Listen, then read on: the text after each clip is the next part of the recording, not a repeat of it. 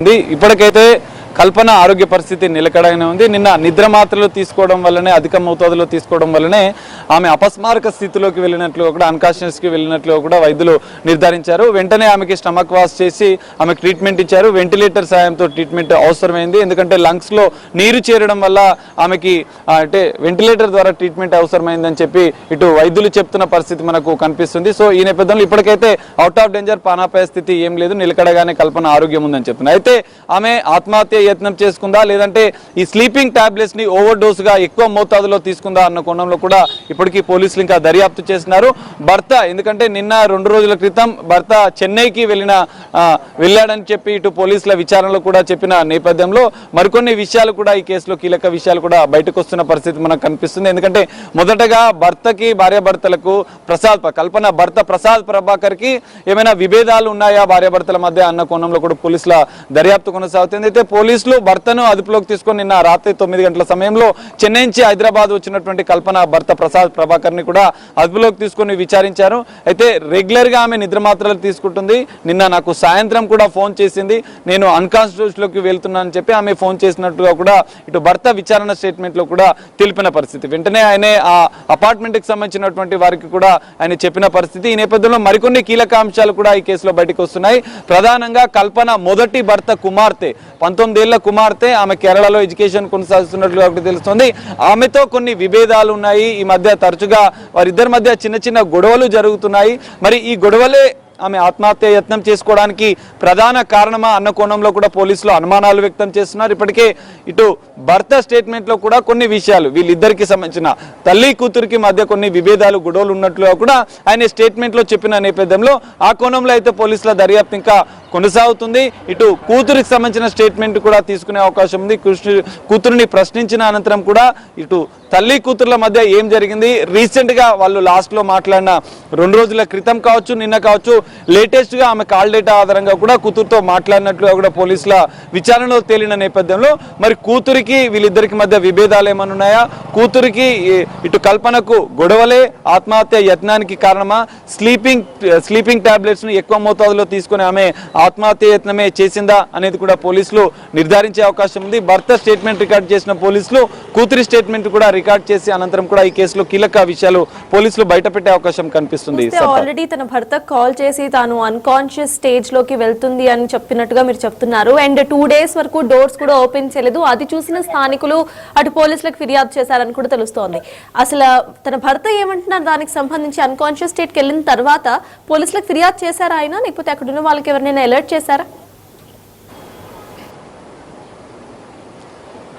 Yes sir, ఖచ్చితంగా ఆయనకు నిన్న సాయంత్రం ఫోన్ వచ్చిన వెంటనే, కల్పన నుంచి ఫోన్ వచ్చిన వెంటనే ఆయన ఇటు స్థానికులకు, అపార్ట్మెంట్ లో ఉన్నటువంటి సొసైటీ వారికి, సెక్యూరిటీ వాళ్ళకి కూడా వెంటనే సమాచారం ఇచ్చారు. అటు పోలీసులకు కూడా స్థానికుల ద్వారా సమాచారం ఇచ్చినట్లు తెలుస్తుంది. వెంటనే పోలీసులు అక్కడికి చేరుకొని ఆమె లోపల ఏదైతే మెయిన్ డోర్ నుంచి కాకుండా మెయిన్ డోర్ ఓపెన్ చేయకపోవడంతో అపార్ట్మెంట్ వాసులు కూడా ప్రయత్నం చేశారు, ఆమెకు ఫోన్ చేసి ప్రయత్నం చేశారు. ఎన్ని ప్రయత్నం చేసినా కూడా ఆమె స్పందించకపోవడంతో వెనుక డోర్ నుంచి పోలీసులు, స్థానికుల సాయంతో పోలీసులు లోపలికి వెళ్ళి బెడ్ పైన ఆమె అపస్మారక స్థితిలో అన్కాన్షియస్ గా పడి ఉన్న నేపథ్యంలో ఆమె పక్కనే బెడ్ పైన కూడా మరికొన్ని టాబ్లెట్స్, నిద్రమాత్రలను కూడా పోలీసులు స్వాధీనం చేసుకున్నారు. సో ఈ నేపథ్యంలో ఇటు భర్త ఇచ్చిన ఫిర్యాదు మేరకు కూడా పోలీసులు అయితే కేసు నమోదు చేసుకుని దర్యాప్తు చేస్తున్నారు. ప్రధానంగా భర్త చెన్నైలో ఉన్నప్పుడు ఈ ఘటన జరిగింది కాబట్టి భర్తకి, భార్యాభర్తలకు మధ్య ఏమైనా విభేదాలు ఉన్నాయా అన్న కోణంలో కూడా మొదట అనుమానించినటువంటి పోలీసులు భర్త స్టేట్మెంట్ అనంతరం కూడా ఎలాంటి విభేదాలు భార్యాభర్తల మధ్య లేవు, కానీ కూతురుతో ఉన్న విభేదాల నేపథ్యంలో కొన్ని గొడవలు వాళ్ళిద్దరికీ జరిగినట్లుగా కూడా పోలీసులు ఒక ప్రాథమికంగా నిర్ధారించిన పరిస్థితి మనకు కనిపిస్తుంది. ఇప్పటికే భర్త స్టేట్మెంట్ ఆధారంగా ఇంకా దర్యాప్తు చేసిన పోలీసులు మరికొన్ని విషయాలు, కూతురికి సంబంధించిన విభేదాల విషయంలో కూడా కొంత క్లారిటీ రావాల్సిన అవసరం ఉన్న నేపథ్యంలో మరి కూతుర్ని హైదరాబాద్ రప్పిస్తారా, పోలీసులు ఇప్పటికే ఆమెతోని సంభాషిస్తున్నట్లుగా, ఆమెకు సమాచారం అందించినట్లుగా కూడా తెలుస్తుంది. ఇటు ఆరోగ్య పరిస్థితి పైన అయితే కొంత వైద్యులైతే నిలకడ ఉందని అప్డేట్ ఇచ్చిన నేపథ్యంలో ఇటు విచారణను కూడా వేగవంతం చేసే అవకాశం మనకు కనిపిస్తుంది. ఎందుకంటే ఇప్పటివరకైతే భర్త స్టేట్మెంట్ రికార్డ్ చేసిన పోలీసులు కూతురి స్టేట్మెంట్ కూడా రికార్డ్ చేసే అవకాశం ఉంది. మరి కూతురికి ఇటు కల్పనకి మధ్య ఎలాంటి విభేదాలు ఉన్నాయి, గొడవలకు గల కారణాలు ఏంటి అన్న అంశాలను కూడా పోలీసుల దర్యాప్తులో తేలే అవకాశం ఉంది. దీని అనంతరం పోలీసులు కూతురిని విచారించిన అనంతరం కూడా ఈ కేసులో కీలక అప్డేట్ రిజల్ట్ వచ్చే అవకాశం మనకు కనిపిస్తుంది. ఎందుకంటే ఇప్పటికే ఆమె ఆత్మహత్య యత్నం చేసుకుందా లేదంటే స్లీపింగ్ పిల్స్ ని ఎక్కువ మోతాదులో తీసుకుందా అనేది ఇంకా డౌట్ గా ఉన్న నేపథ్యంలో పోలీసుల దర్యాప్తు అయితే కీలకంగా మారనుంది.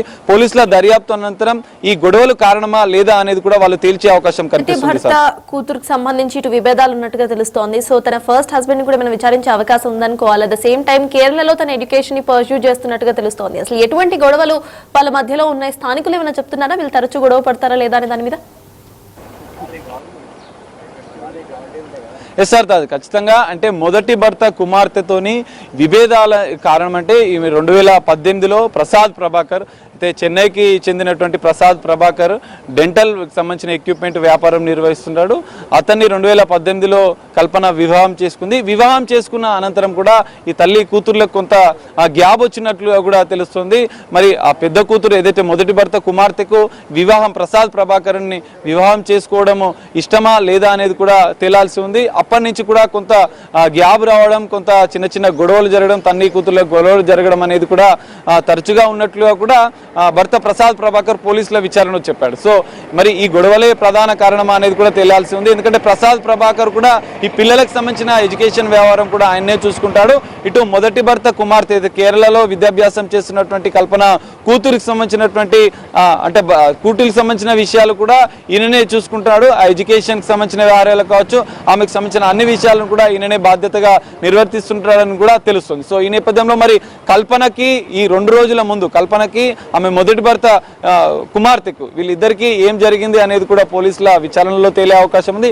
భర్త స్టేట్మెంట్ అయితే రికార్డ్ చేసిన పోలీసులు ప్రాథమికంగా ఈ 2 కారణాలను అయితే వాళ్ళు చూపిస్తున్న పరిస్థితి.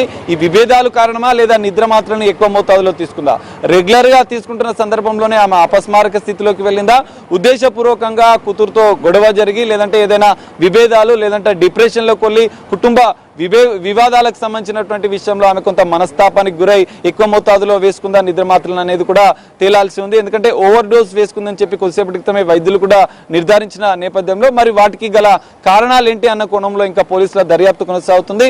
ఇటు మరి కేరళలో ఉన్నటువంటి కూతురుని కూడా పోలీసులు విచారించే అవకాశం ఉంది. విచారణ అనంతరం కూడా ఈమె ఆత్మహత్య యత్నానికి గల ప్రధాన కారణాలు కూడా పోలీసులు వెల్లడించే అవకాశం కూడా కనిపిస్తుంది. సర్తాజ్.